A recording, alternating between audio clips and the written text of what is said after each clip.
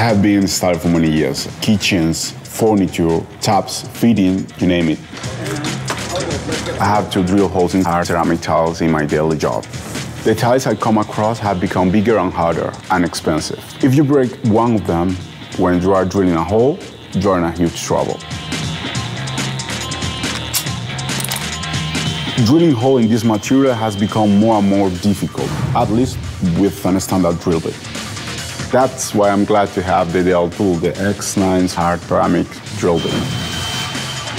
There's nothing normal or ordinary about it. It's designed for drilling ceramic, and I can handle any hole in hard ceramic without lubrication or cooling, and without leaving cracks and breaking those huge and expensive tiles that I use today. The shank is hexagonal and it doesn't slip because it stays very well gripped to the head of the drill.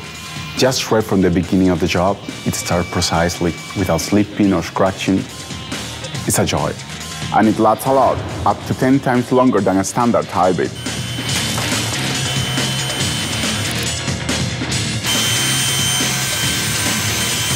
Hey, what are you doing? If you keep using that drill bit, you will need hundreds of them. These are porcelain tiles. Way too hard for that drill bit. Wait. Try this one.